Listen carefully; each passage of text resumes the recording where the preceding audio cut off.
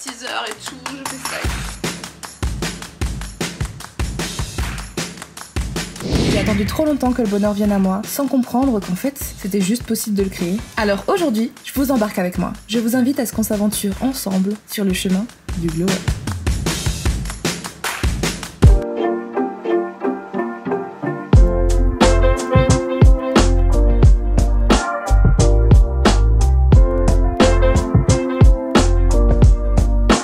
Oh my god, is that Molly Makeup Pro?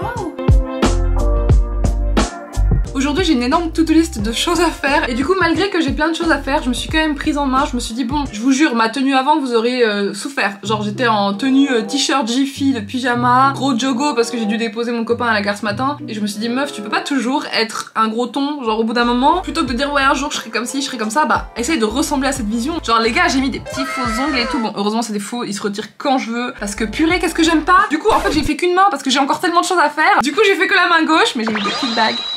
Je me suis dit vas-y meuf, tous les jours devraient être un peu une sorte de date avec toi-même. Enfin tous les jours j'abuse, mais faut au moins que je me prenne soin de moi et que quand je me regarde dans le miroir j'ai envie de prendre soin de moi, je me dise bah voilà je suis cute et tout. C'est pour toi, c'est pour te sentir bien, c'est pour te sentir belle. Parce que du coup si je me sens jamais belle, au bout d'un moment je commence à me demander pourquoi je fais ça quoi tu vois. On dirait toujours que j'ai des poils mais je vous jure c'est juste ma coloration naturelle qui est sombre.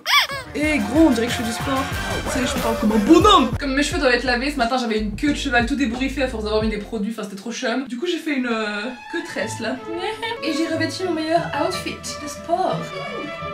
La vérité, c'est que j'ai ma cellulite. Voilà, regardez, je suis pas aussi parfaite qu'on croit que je le suis. Enfin, parfaite. Et la perfection, c'est un truc que la société nous a mis dessus. Beaucoup de femmes ont de la cellulite sans même faire mon poids, sans même faire ma taille. Oh, on aurait dit que j'avais un fessier de sportive, mais pas du tout. Pas du tout. Pourquoi je suis plus bonne? En fait je pense que c'est mon miroir aussi me complexe là. Mon corps dans ce miroir j'ai vraiment beaucoup de mal quoi. Mais regardez de quoi je parle, voilà le avant. Ce que je déteste c'est que dans ma famille on a des sacrés mollets. Je déteste ça. Vous m'excuserez pour ma voix, je suis un peu enrhumée, mais je tenais à préciser que ce passage de la vidéo pour moi est très sensible dans le sens où je vous montre réellement comment je suis. Et voilà, il y a beaucoup de paraître sur les réseaux, tous les jours on voit des personnes avec des corps parfaits, ce qui n'est bien évidemment pas la réalité et je le sais, mais c'est pas toujours évident de le montrer à plusieurs milliers de personnes. Donc voilà, mon vrai corps actuellement, parfois il ressemble à ça. Et on va pas approfondir ça dans cette vidéo, mais dans la prochaine qui va sortir, ça parlera principalement de mon corps, mon poids, son histoire, et on va beaucoup parler de la perception de soi. Bref, revenons-en à la vidéo. Celui-ci est un peu moins méchant avec moi. Genre, on voit toujours la cellulite, mais celui-ci est vraiment désavantageux à mort. Miroir de H&M vibes. Anyways, par mes moyens, je vais essayer de monter mon lit parce que, vas-y, ça fait des semaines qu'on dort à même le sol, c'est un peu schlag.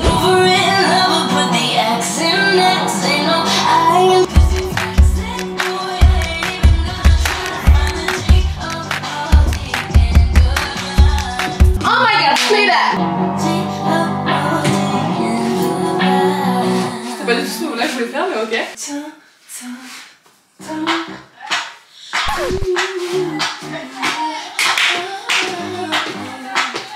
N'arrête pas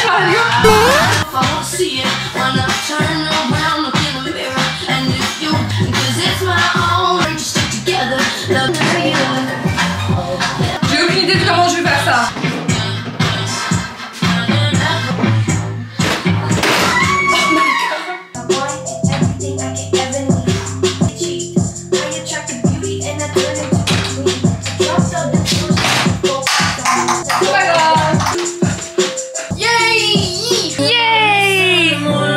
Chelou.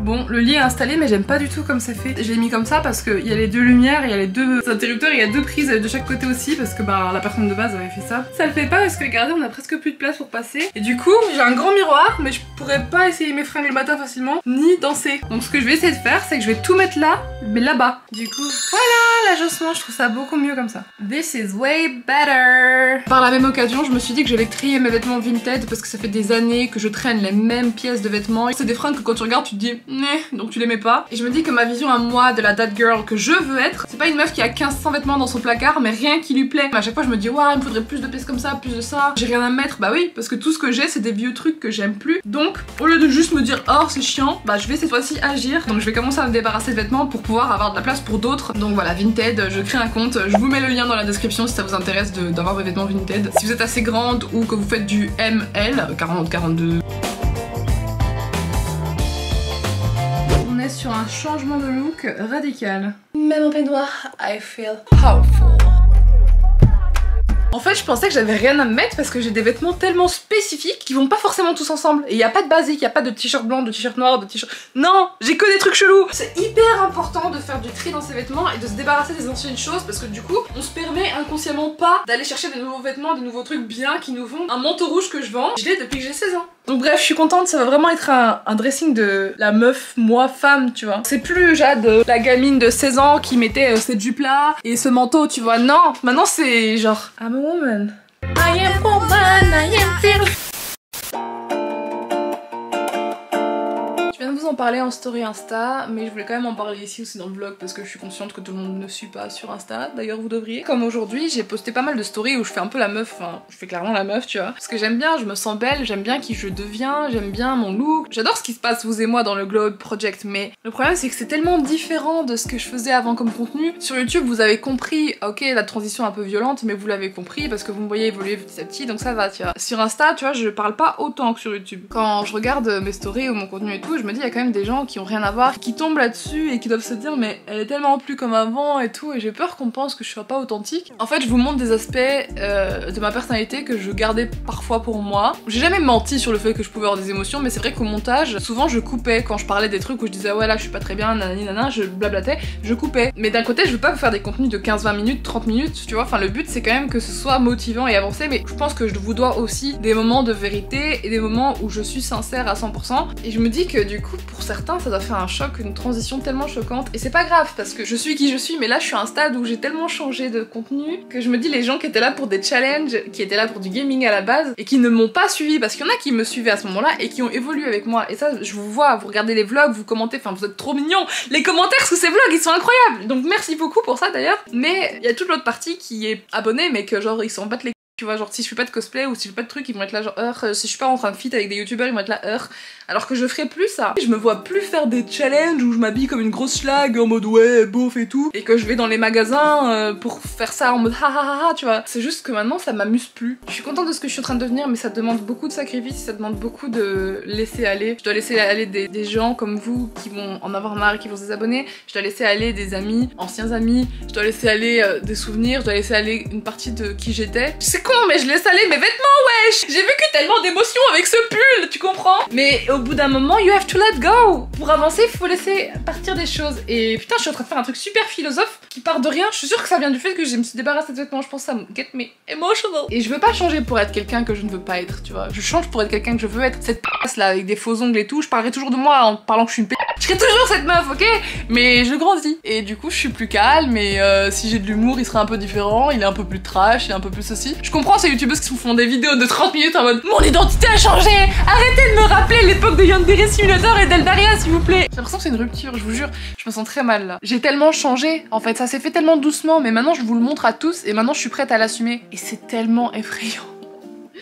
Et à la fois c'est excitant, tu vois, parce que je me dis waouh. Maintenant tous les gens que je vais rencontrer, ça va être des gens qui me respectent et qui m'aiment, parce que moi-même je me respecte et je m'aime, vous comprenez ou pas? Je fais partir tout ce que je n'aime pas dans ma vie, j'ai tout fait partir pour accepter que des choses que j'aime. Et donc c'est hyper perturbant parce que j'ai jamais été comme ça, j'ai toujours accepté des amitiés pourraves, je suis toujours restée, quand des mecs qui me traitaient comme de la merde, ça allait, tu vois, mais parfois je restais, parfois pas, enfin on m'a déjà traité de manière tellement horrible.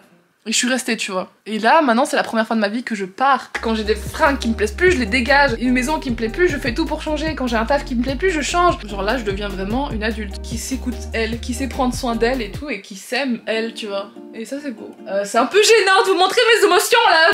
Même si ça fait peur parce que c'est tout un nouveau contenu que je ne connais pas, moi ça me fait plaisir de partager des choses sincères et humaines avec vous. Parce que avant tout, avant d'être youtubeuse, avant d'être caissier, avant d'être boulanger, on est tous des êtres humains et on a tous des struggles dans la vie. Ce que je vis là maintenant, c'est quelque chose que vous vivez sûrement vous aussi, pas tous, en même temps pas encore. C'est quelque chose de normal à passer. On croit toujours que nos problèmes sont gigantesques et qu'ils sont horribles, alors qu'en fait sur la planète, il y a 20% des gens qui ont les mêmes problèmes que nous. En fait, ce qui est choquant pour moi et qui fait que je pleure, c'est que je ne me reconnais pas. Je me reconnais plus. Genre là, bêtement, aujourd'hui, enfin depuis 3 ou 4 jours, je travaille beaucoup. Et même avant, enfin tout ça, tout ce que j'ai fait, pourquoi j'en suis là maintenant, c'est parce que j'ai beaucoup travaillé dernièrement sur moi et sur plein de trucs que vous voyez pas parce que c'est derrière la caméra. Mais tout ce que j'ai fait dernièrement, même là, quand je me vois dans le miroir, je ne me reconnais pas. Pourquoi? Parce que je ressemble à la vision que je veux être de la that girl. J'ai toujours su que j'étais jolie parce que les gens, ma mère, les gens qui disaient ah votre fille est jolie, les gens m'ont dit que j'étais jolie par exemple. Mais avant, il y a 1 ou 2 2 mois, je ne me regardais pas dans le miroir en me disant qu'est-ce que t'es jolie. Mais en tout cas maintenant quand je me regarde dans le miroir ou quand je me regarde dans le retour, même si j'ai mes make-up qui a coulé, enfin bref, je me trouve jolie, je suis belle, tu vois ce que je veux dire? Parce que je suis à l'image de ce que je devrais être. Je devrais me voir comme ça, on devrait tous se voir comme ça. On n'a qu'un seul corps, on n'est qu'une seule personne, on n'a qu'une seule vie. Faut en profiter, faut te trouver belle, faut oser faire les choses. Et là, c'est comme si je venais de me prendre une claque dans la gueule en train de réaliser, mais meuf, depuis 2-3 mois, tout ce que tu fais, c'est de penser à toi et les mots des autres, on s'en fout. Ce qui compte, c'est moi, et ce qui compte pour vous, ça devrait être vous. Pour une fois dans ma vie, j'ai vraiment pensé à moi à 100% et j'ai pas pensé au paraître, à ce que les autres peuvent dire. Si là vous me dites ouais meuf, ton contenu c'est de la merde, j'aime pas, je me désabonne, j'en ai rien à foutre. Tu vois, c'est ce stade-là. Je continuerai ma vie, je ferai mes objectifs, je ferai des trucs qu'avant je pensais que ça allait être le fin du monde. Et je sais que c'est juste grandir et devenir adulte, mais il y a des gens qui ne deviennent jamais adultes. Il y a des gens qui restent toute leur vie avec leurs mauvais démons et qui changent pas. Et moi j'ai 24 fucking ans. Et j'ai changé. Cette vidéo, ça part vraiment au cou. J'ai l'impression d'être une vieille... Je pourrais garder tout ça pour moi, mais à quoi bon au final? Certes, il y a des gens qui vont être très mal à l'aise avec ce passage de la vidéo parce qu'ils vont se dire ouais, enfin meuf, calme-toi et tout. Mais c'est votre problème, c'est vous avec vous-même en fait. Mais au moins, ceux qui sont dans un parcours tel que le mien ou qui sont ouverts d'esprit vont comprendre ce que je dis et ce que je ressens et vont se dire putain, en vrai, elle a raison, on s'en fout des autres et c'est plus facile à dire qu'à faire. Mais là, je le fais. Tu vois ce que je veux dire? On dit toujours oui, c'est plus facile à dire qu'à faire. Là, je l'ai fait. Enfin, on en parlera plus en détail. Je pense que je ferai vraiment un podcast et dans les prochaines vidéos, on en parlera. Pas tout de suite, mais genre, je suis amenée à en parler avec vous. Donc, si vous êtes prêts à me suivre sur ce petit chemin de l'évolution d'une vieille meuf de Belgique qui devient that girl, that fucking girl, bah abonnez-vous et voilà. Ceux qui commencent à suivre cette série, je le vois et je suis trop contente et merci beaucoup pour tout ce soutien et I love you. Watch me, la belge qui est trop loin de ses racines, qui a commandé quoi sur Uber Eats? Des moules. Je savais même pas que ça pouvait se commander. Mon make-up, oh my god. Avec des frites. Ah, smells like Belgium.